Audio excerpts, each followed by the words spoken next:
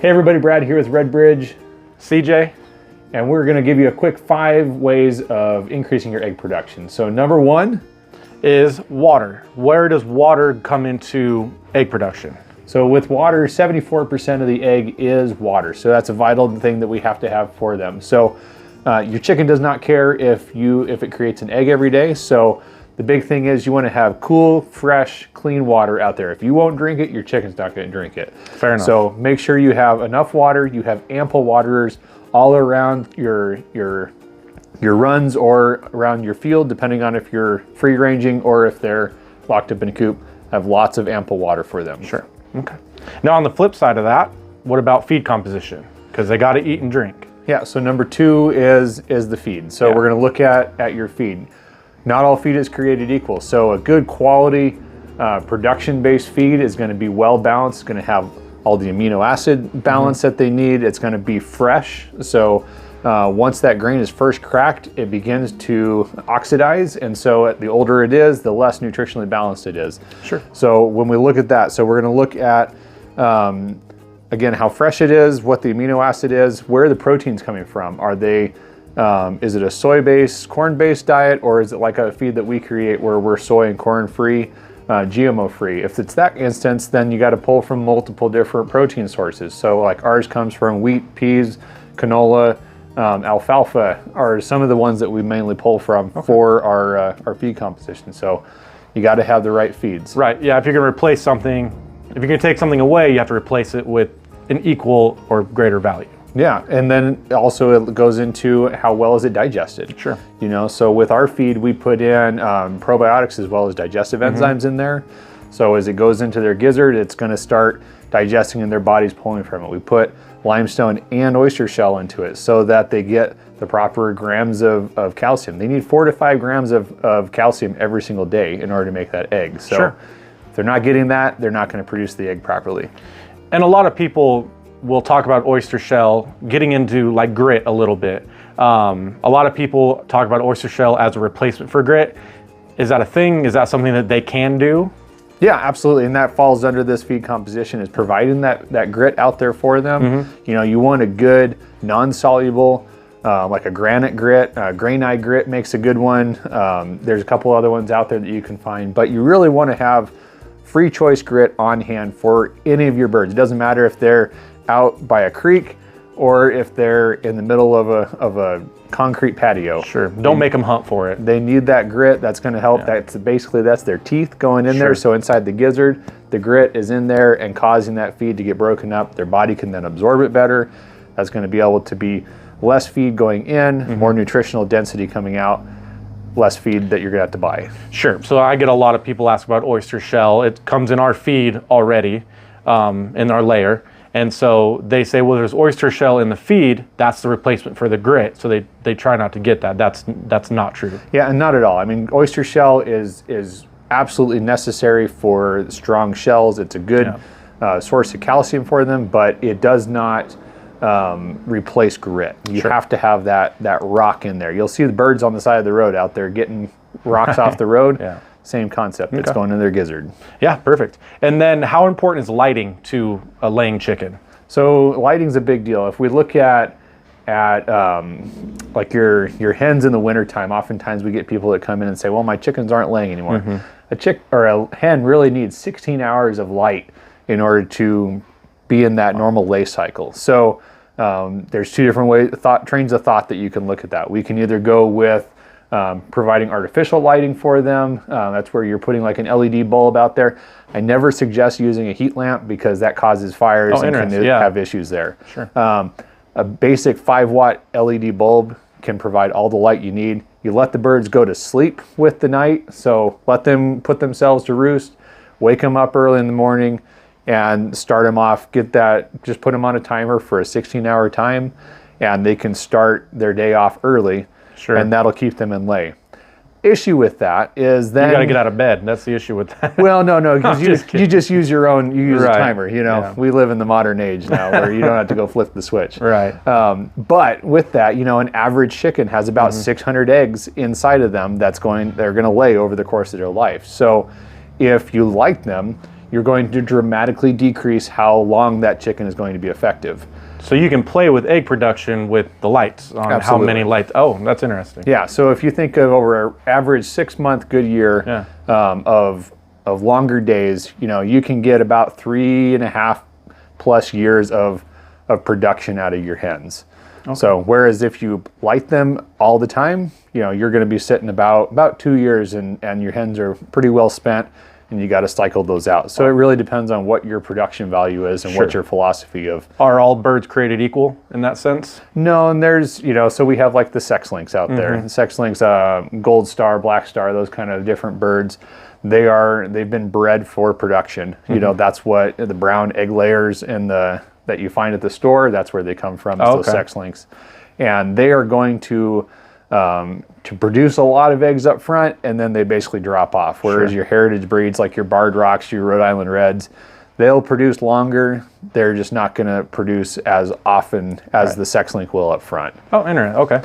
The sex links also eat a lot less feed. They're about 1/4 pound a day, whereas your heritage are about 1/3 pound a day. So production-wise, if you're looking just to get eggs, that's kind of the route to go down. Go with the sex link. They'll get you faster egg development. They lay faster on than the heritage breeds do. They take about 18 weeks to get up to lay. And then the heritage take 21 to 22 weeks to get to lay, and then they're just going to cycle longer. They eat more food. They're a bigger bird. The sex links. That's the reason why the commercial entity developed them, is because they make eggs fast. Gotcha. So those aren't necessarily the pets. No, not necessarily. Although they do make good birds, you just have to expect that they're going to drop off sooner or later. So predators are always a big one. We get that question in here kind of all the time. What does that have an effect on your birds? Yeah, so number 4, predators. Versus, minus they're going to kill them. But I mean, other than that. Yeah, obviously, predator pressure is always something that can cause your birds to fall out of lay. So if you got a coyote running around your coop, or you got raccoons, some people call them I think the trash pandas. Pandas, yeah. You get some of those threatening the coop. The birds are going to sense that, and they're going to know, something's out there running around. We had a lot of issues with skunks at our place. Stink kitties. They come in and they try and eat the eggs. Sometimes they'll eat the chickens, depending on if they can get them or not. But so building a defensive perimeter around your coops, whether it was shelter. Like with ours where we were out on pasture, we had electric net fence from Premier One that we'd put out that would keep the ground predators from getting in, and then to keep the aerial predators out, we made sure all the holes were all full of hardware cloth, the 1/4 inch or smaller hardware cloth. Okay. And that kept the predators from coming in. So that way you want to make sure you're closing your birds at night. You're not just letting them go and run around. If you don't have predators yet, you will soon. Yeah, they're coming. They will find you. And another one that I get just kind of on shelter and production and all that stuff like that. I guess not necessarily shelter, but people come in and ask me, do I need a rooster for my hens to lay? So absolutely not. You don't need a rooster. Okay. So with a rooster just is to make the circle of life continue. Sure. But naturally, they're there for a reason. A hen has their cycle all the time. It's a 25-hour cycle. They produce another egg.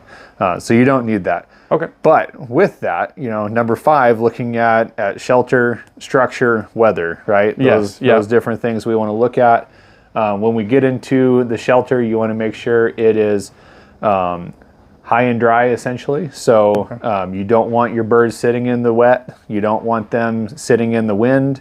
You want to make sure they don't really care what it looks like. So there's some pretty high-end chicken coops out there, but I can tell you they don't need anything crazy. They just need to be high, dry, and out of that weather. So as long as they have that, they're pretty good.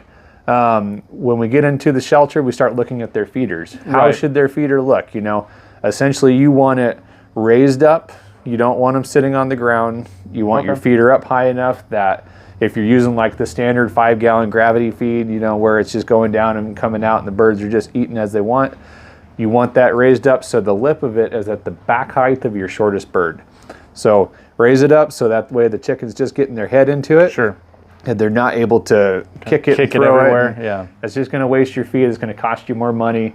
I personally learned this when I was running 300 hens on pasture, and I had all my feeders on the ground. I was going through several 100 pounds of feed a day, and I was like, what in the world's going on? Yeah. And then I realized somebody wrote me and said, raise your feeders up. And oh my goodness, it cut my feed bill in half. And it was amazing. And it wasn't that my birds were eating that much, they were spreading it everywhere. And so going to waste. It was going to waste. They weren't using it. So when we talk production, you know, it's what's your return on investment? How much are you actually getting out of it? Those birds are eating every single day, or at least you hope they are, and they should be producing an egg for you, you know, at least every day, if not, you know, every other day, depending on which type of birds you have in the cycle that they're in. So those are the big things we really want to look at. The alternative you can do if you don't want to use gravity feeders is do what's called limit feeding. And you're going to use troughs, and you put troughs out there, and you count how many birds you have, and you put, if they're heritage breed, you put 1/3 of a pound per bird out there for them. If they're sex links, you can do 1/4 pound of feed per bird. You put 4 inches of feeder space per bird on the trough. So I would get like the 4-inch PVC pipe. I'd cut it vertically or horizontally. There you go. Cut it horizontally, and then I'd build feed on it, and I'd have that 10-foot trough. I'd put that out there, and I'd basically twice a day I'd go feed them. In the morning I'd split their ration in half, fill it in, all the birds come out. You have to have the right amount of feeder space for this, because otherwise you're going to get the big Bertha hens coming in and eating all this stuff, and then the other ones don't get it. So you have to have enough food space for everybody. They come in, they start eating, they're going to clean it up. They're not going to waste any of it. Later on that afternoon, you come, you feed them again. They're going to chase you down to go get it. They're going to get it. Don't worry, they have enough. There's acting like they're starved. They just like to be gluttons, just like we do, you know. And so you feed that extra part into the trough. They're going to eat it. They're going to go put themselves to roost. It's actually healthier for them. I really like doing limit feeding, because it's makes them better, longer breeders. You don't have fatty liver that comes off of it. There's a lot of issues that you can avoid by limit feeding. We just get lazy and we like to go feed.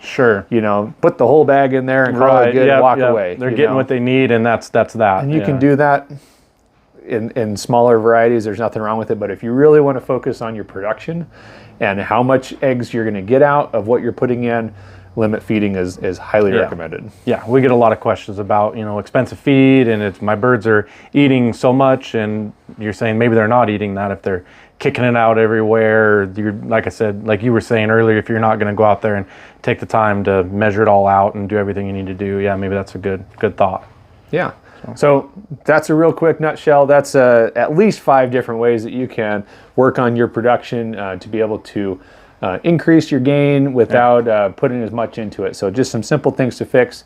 Again, water, your feed, looking at lighting, predators, shelter, feeders, at least 6, if not 7. There's a bunch in there. Yeah, so, there's plenty. If you have more questions, like, subscribe. Make sure you hit us up on here, write in the comments what you're looking for, and we'll be sure to answer it on our next video. But until then, we'll see you next time. Thanks, guys.